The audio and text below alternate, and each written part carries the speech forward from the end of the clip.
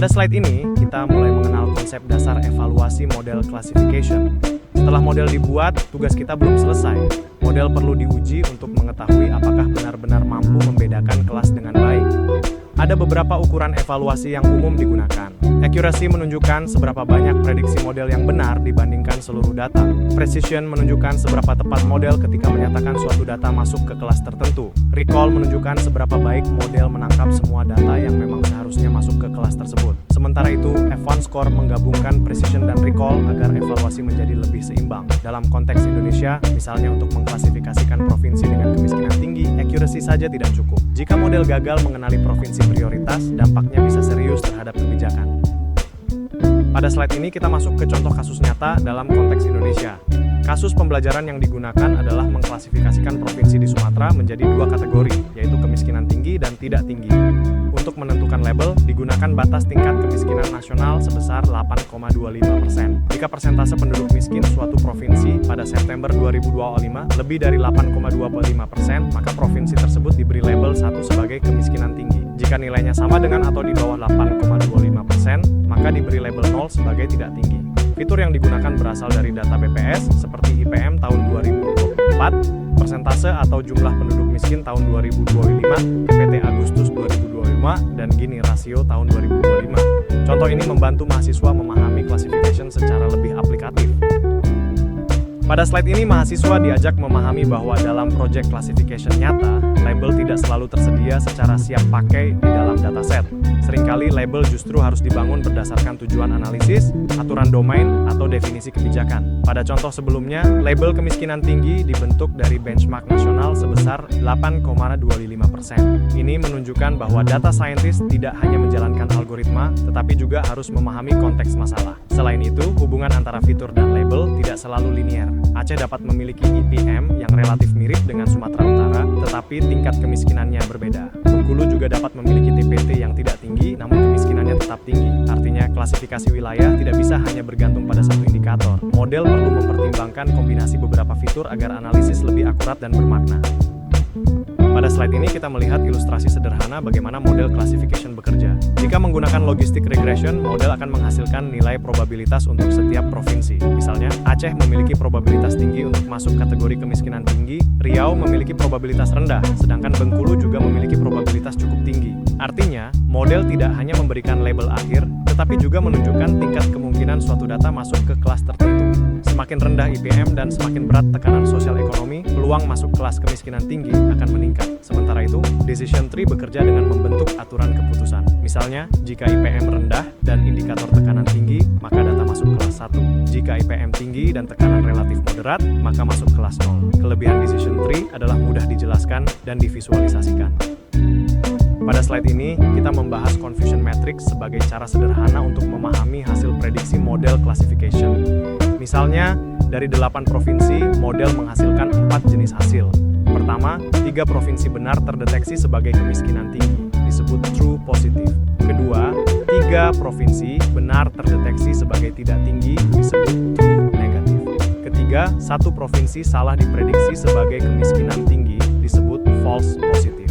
Keempat, 1 provinsi salah diprediksi sebagai tidak tinggi, padahal sebenarnya termasuk kemiskinan tinggi, disebut false negatif. Dari hasil ini, accuracy, precision, recall, dan F1 score sama-sama bernilai 75%. Namun, poin pentingnya adalah akurasi saja tidak cukup. Dalam kebijakan sosial, false negatif bisa berbahaya karena wilayah yang seharusnya diprioritaskan justru tidak mendapat perhatian.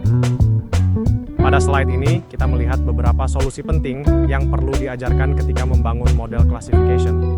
Pertama, mulai dari baseline sederhana. Mahasiswa tidak perlu langsung menggunakan model kompleks, tetapi dapat memulai dari logistic regression, decision tree, atau KNN.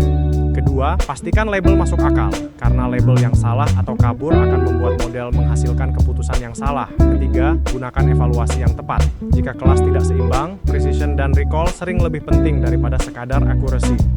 Keempat, jaga interpretabilitas model. Untuk pembelajaran awal, model yang mudah dijelaskan sering lebih berguna daripada model yang sedikit lebih akurat tetapi sulit dipahami.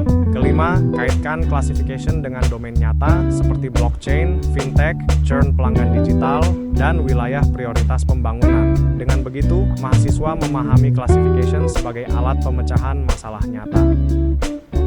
Pada slide ini kita perlu memahami bahwa classification bukan solusi ajaib. Meskipun sangat berguna, model classification tetap memiliki beberapa risiko.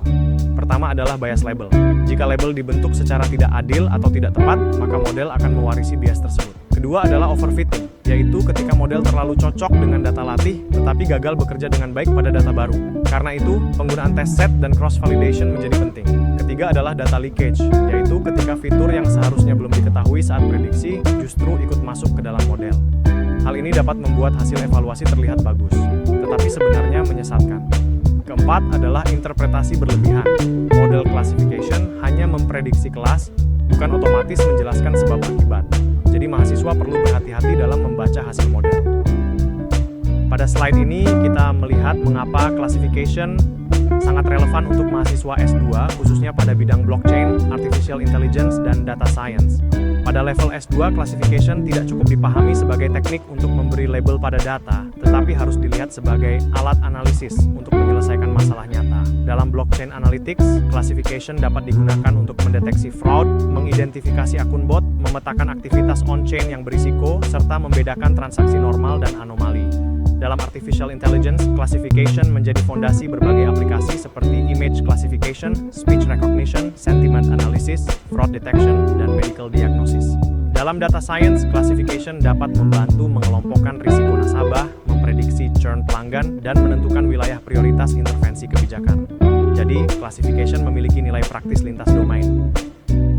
Pada slide ini, kita merangkum tujuan pembelajaran utama dalam materi classification 1. Setelah mengikuti pertemuan ini, mahasiswa diharapkan mampu memahami konsep supervised learning, yaitu bagaimana model belajar dari data berlabel untuk membuat prediksi pada data baru.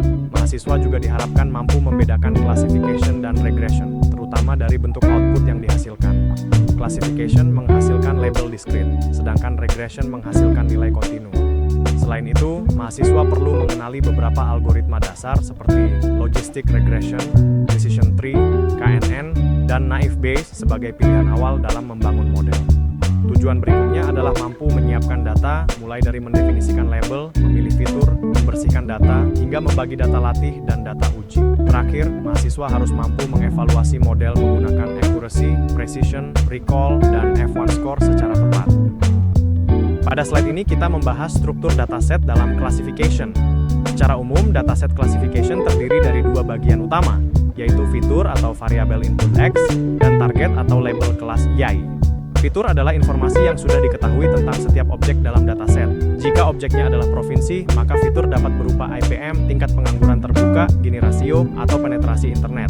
Fitur-fitur inilah yang digunakan model untuk mempelajari pola. Sementara itu, target atau label kelas adalah kategori yang ingin diprediksi oleh model. Contohnya bisa berupa kelas tinggi dan rendah, prioritas dan tidak prioritas, atau berisiko dan aman. Hal paling penting adalah label harus didefinisikan dengan jelas sebelum model dibangun, karena label yang tidak jelas akan membuat hasil classification sulit dipercaya.